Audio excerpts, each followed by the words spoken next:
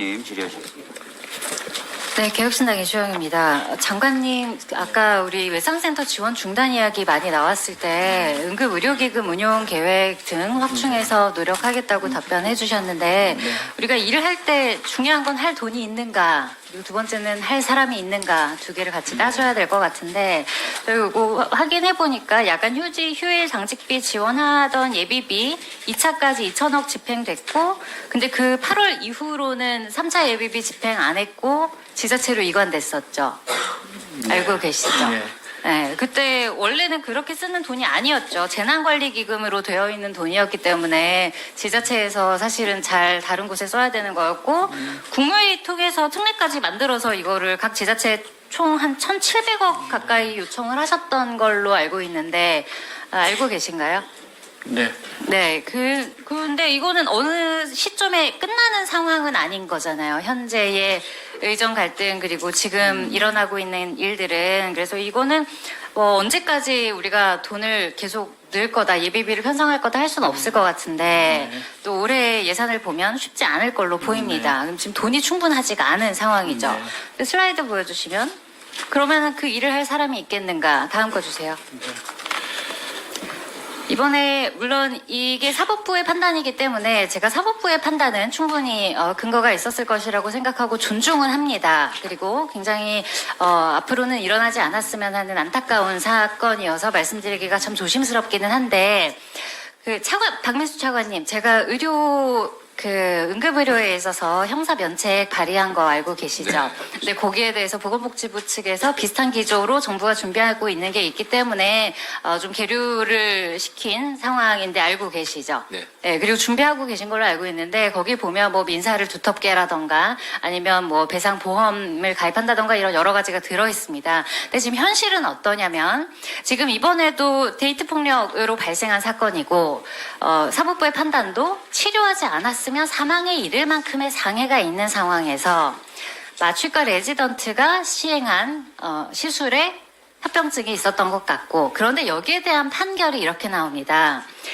가해자와 그 시술을 한 의사와 병원이 공동으로 손해배상을 해라. 근데 이것을 공동 불법행위로 규정을 하고, 배상도 공동으로 하되 그 배상액을 어떻게 나눌 것인지는 여러분이 알아서 결정하십시오라고 판결이 납니다. 물론 사법부에서의 입장은 알겠습니다만, 판결이 이렇게 나왔을 때 우리가 중증 외상이 됐건 응급이 됐건 마취 통증의학과 없이 진행될 수 있는 수술이 없는데, 이런 것이 만약에 정부가 보호해주지 않는다면 앞으로 이 영역에 누가 투신할 것인가? 그렇다면 이건 이게 정말 문제이겠는가? 이 부분에 대해서 어떤 방식으로 준비하고 계신지, 앞으로 정부의 기조는 무엇인지, 장 차관님의 말씀이 앞으로 이 영역을 할지 말지를 고민 중인 젊은 의사들에게 굉장히 큰 메시지가 될 수 있을 것 같습니다. 두 분이 어떻게 생각하시는지 의견을 듣겠습니다. 뭐 돈만으로 안 된다고 한 말씀에 동의를 하고요. 그 다음에 저희가 의료사고 안전망 구축이라고 하는 사업을 하고 있는데, 조만간 그걸 아마 공청회를 할 것 같습니다. 그래서 하도록 준비 중에 있습니다.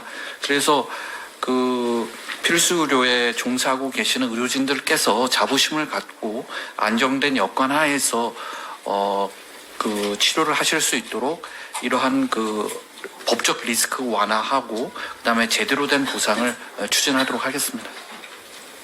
예, 제가 조금 더 상세히 보완 말씀을 드리면은, 그 4대 의료개혁 과제 중에 한 제목, 큰 제목으로 의료사고 안전망이 들어가 있고, 지금 현재 의료사고에 대해서도 일반 형사 절차에 따라서 하고 있기 때문에 그것이 이제 의료진에게 많은 부담을 주고 있다라는 그 의견을 지금 듣고 있고, 그래서 의계특위에서도 이 부분에 대해서 상당히 논의를 계속 진행해 왔습니다. 그래서 현재 저희가 구상하고 있는 안은 아까 말씀하신 대로 이제 두터운 보상을 할 수 있는 이제 그 보상 체계를 좀 만들어 주고요.